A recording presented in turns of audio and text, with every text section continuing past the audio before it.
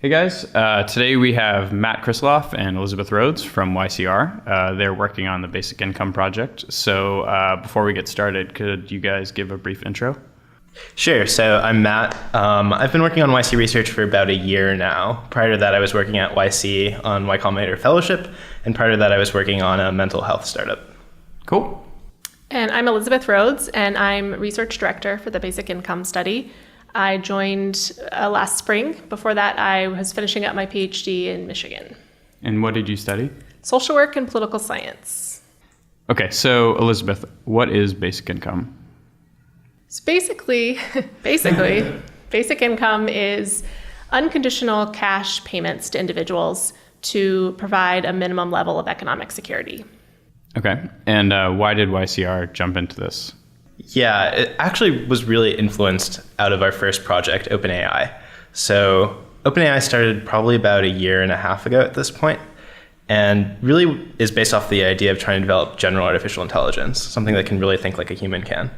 And I was working on that in the early days of it and talking about with the team and Sam about where that type of stuff could go. And we really started thinking that if something like this really exists, it will really change how the traditional work environment works for most people.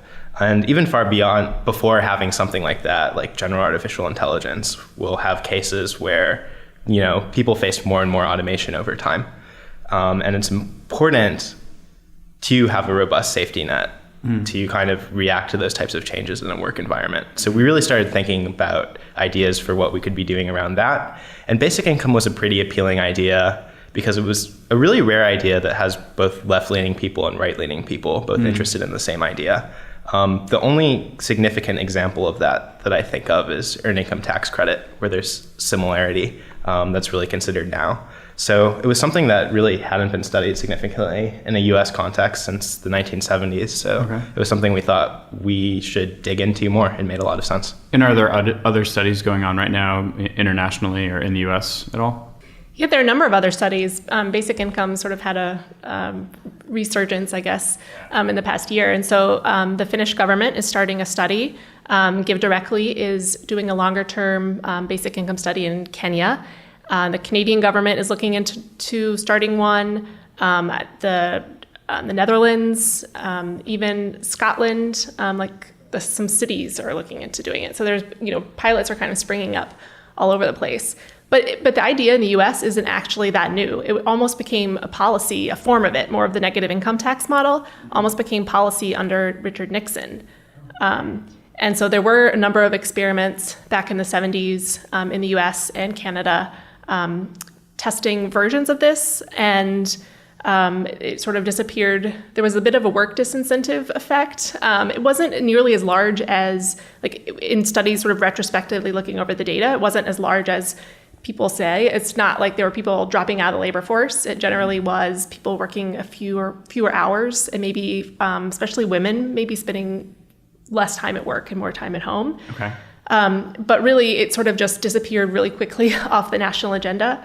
Why? Just for that exact reason? That reason, and also there were a couple of social implications. So the divorce rates went up, although not as much in retrospect. See, the data was analyzed and released pretty early before they, in retrospect. However, what it turns out, when people dive into that a little bit more, it was people able to leave abusive relationships, and it wasn't such a a negative thing. But back in the 70s and the late 60s, it had enormous social implications that people were not comfortable with. And has it been experimented with internationally before this, or is it just right now they're jumping in?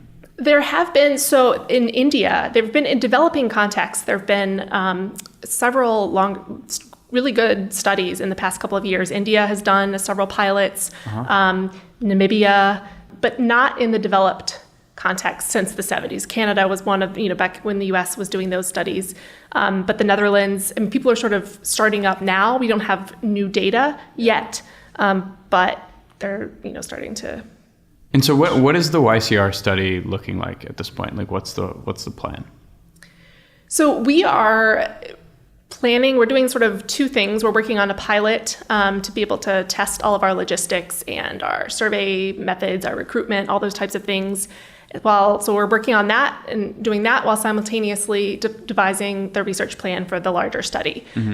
We have, in the past couple months, we've brought together a group of 24 leading academics and policy people from different fields for a working group to discuss the study and how we can design it. And we put together a proposal. We've been reaching out to experts. We've been going through the institutional review board for research with human subjects to make sure that we are meeting all the ethical requirements and protecting our participants. So we've really been working on the design. Okay. And so given that these studies have happened in the past, but not a lot in the first world, what are you guys hoping to learn from it? So I think in the past, most of the studies, especially in the developed context, less so in the developing world, have focused more on labor force participation. But as Matt talked about, whether people, jobs are disappearing, income is more volatile already. And so, if people spend couple of fewer hours at work, then maybe that's not the most important outcome. And that's not what's driving this. We're looking at a much more holistic picture of the effects. So it's very much of an individual level study. When you give individuals unconditional cash, how do they respond and how does it affect multiple dimensions of their lives? So everything from health and mental health, subjective well-being, financial health, time use. I mean, how do people spend the time? If they work fewer hours, then do they spend more time with family or do they volunteer? There's any number of ways that people, could spend their time, and many of them would be very productive for both themselves and society. So productive use of time doesn't necessarily mean formal employment. And so really trying to document more of those holistic, how it affects their social connections and their social networks and things like that. And how is all of that quantified for the study? Complicated. Yeah, go for it. So we're using a mixture of administrative data, which is data collected, by the governments or credit bureaus or anything like that, with participants' permission. We'll be able to get as much data passively as we can, so that we don't have to bother people, and it's a reliable source of data. Okay. What data would you be collecting passively? So financial information, Okay. Program participation, in the government earnings, those types of things, tax information. Okay. But then one of the main forms of data from our side of it is surveys and interviews. So we'll be doing probably every other month. We're still working on the details, surveys, web-based surveys to get at a number of outcomes that we're looking at, just checking in with people, collecting repeated measurements of some of the outcome variables. But also, we're going to have a really robust qualitative aspect to the study. So we want to know, I think, possibly, maybe 200 of the individuals, like a random subset, will interview more frequently and, open-ended interviews during the study to really try to get at what is going on. Not just that there's, this outcome is associated or correlates with this, but how is this really affecting people's lives and what kinds of different constraints and opportunities are they facing? And, if there are challenges, how could we improve it? If it were to become policy, what are ways to structure it to have a chance of being the most successful? Okay, got you. And then how will you decide how much money people get? So that's an ongoing part of discussion. We have looked at, we're looking right now at about $1,000 a month, which the poverty line currently for an individual is about $12,067 or something like that. Don't quote me on that, but it's a little bit. So $12,000 per what? Individual. Okay, so for an individual, that's the poverty line. So, we want to give enough money to, provide some level of security. Of course, it depends on where you live. In a lot of places you can live pretty comfortably with $1,000, some places not as much. But part of what this enables people to do is to move. So, once they have that security, how do they, they could move someplace else. But we want to provide that enough to sort of, be able to feed yourself and, provide shelter, but not so much that, everyone is living large. Yeah, in which case I will be part of the study. So are you how are you choosing people? We don't have to get super specific, but is there an income range you're going for? Is there an upper threshold of income? How is all of that working? So we will have an income cap for eligibility. If basic income could, in many forms it's a universal benefit, and it might be taxed out eventually once you reach a certain income level. Yeah. But for our purposes, we are capping it at the area median income, which varies based on location. Partly, because it does go, fairly, to the median income, but the marginal effect of that extra income, is expected to diminish as your income goes way up. So if you are making a ton of money, an extra $1,000 a month, might not make a huge difference. And that would sort of, if we include people like that in our sample, then the effect would be, we would probably underestimate the effect of a basic income because you'd capture a lot of people for whom the effect wouldn't be very large. And what about the age of the people participating? So we're currently looking at ages 21 to 40, which partly because we don't want to get up in, Social Security is a sort of a form of a basic income. So we want to, and we have to narrow it, in some ways. But anyone, whose household income doesn't exceed the area median, who's between 21 and 40 is eligible. Okay. And people will be selected? People will be applying? How's that going to work? Selected. It'll be a random sample. We're looking at a couple different sampling methods, but yes, it was not recruitment. We're trying to get an unbiased sample. And so as far as the financial tracking that you mentioned before, how are you going about doing that? Yeah, so we're actually giving all of the participants a Green Dot Go Bank card, which is like a reloadable debit card that we'll be adding money onto throughout the study. And we'll be able to see in an anonymized way their transactions from that. One other thing we're exploring doing through our pilot right now is actually collecting a broader sense of financial data that people are having with other bank accounts. So we've actually built a web application where people can link their different bank accounts and in an anonymized way report to us what they have been spending on. We haven't decided definitively yet if we're going to do that for the final study because it could feel a little too invasive, but we're testing it with the pilot right now to see if it makes sense. Okay, cool. And I should say that we would not be getting any financial data unless individuals consent to doing so. And we wouldn't see exact expenditures. It would just be sort of transaction level data. Okay. People often compare basic income to a welfare type thing. How does basic income differ from welfare? So in the sort of the purest form, basic income is more of a human right. It's some people will call it a citizen's dividend. So, by virtue of living here with all of the resources, it's the idea that, everyone deserves this minimum level of income, regardless of, your economic status. And so it is not everyone, it's universal, everyone gets it, or everyone is eligible to receive it. And so it works by, if it, say, brings everyone up above the poverty line, it establishes sort of a minimum level of economic security. So in that way, it can be welfare, but it's not the very targeted kind of assistance that we give now. And people often talk about welfare now, but with welfare reform and a number of things, there's very little cash that's actually given out anymore. There's so much as in-kind benefits that only, eligibility is limited to a certain category of people. So, it's very patchwork, and there are a lot of people that are just categorically ineligible. Okay. And so it could achieve the ends of welfare, but that's not all of what it is, I guess. And so then what are the best case scenario hypotheses of if basic income works out, what will be unlocked for the US population, world population, anyone? I personally think it's a whole spectrum of potential outcomes. I think people like to jump to the end point when it's universal basic income, perhaps the robots have taken away the jobs and everyone now has this income they can live off passively in some type of utopia. Yeah. That might be a scenario that could happen down the line, maybe 30, 40, 50 years from now, but I think there's a lot of really interesting things to consider in the meantime around the idea of basic income as well.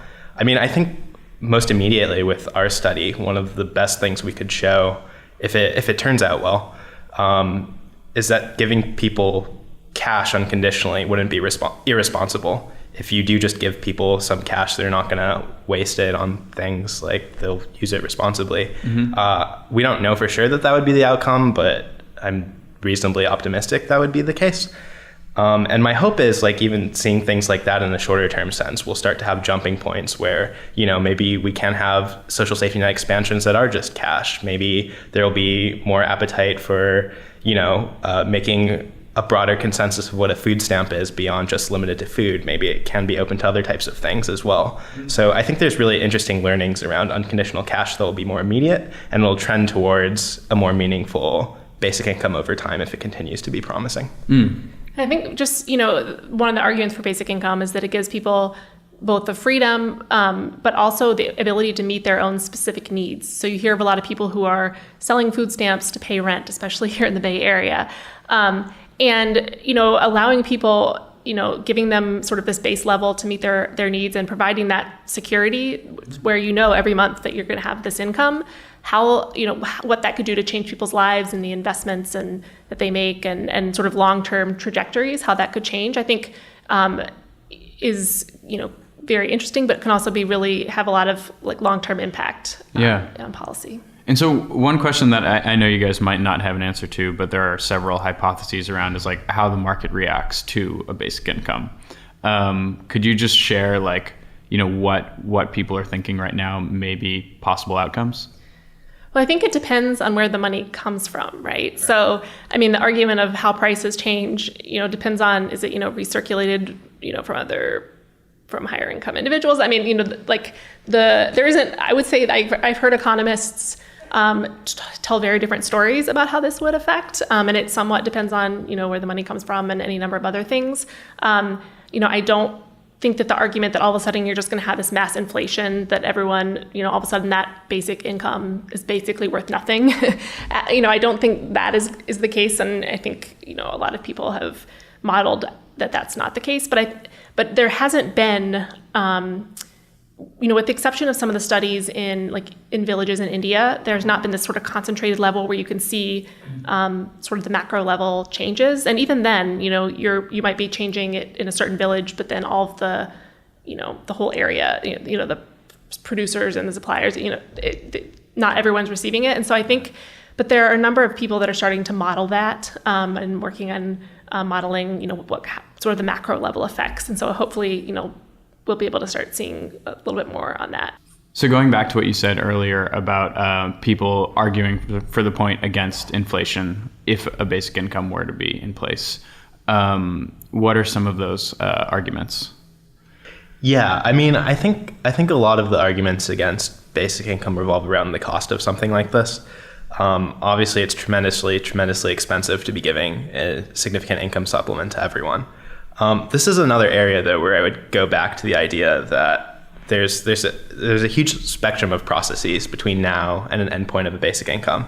There are a number of factors that are going to be really hard to have an idea of what they look like along the way. I think, for example, one area where we really think about basic income and why it's relevant, again, is going back to the idea that there could be significantly more automation in the future. In the future, it's possible, if that's the case, economic output would be much higher on the whole in a way that's kind of hard to imagine, honestly, now. Imagine if we have production capabilities that lead to an 1,000 times increase in the amount of production we can do as a society.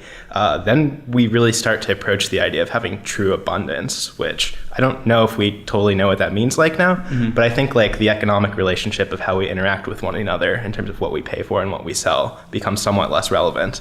And I think these are ideas that just as we move towards a society that's changing,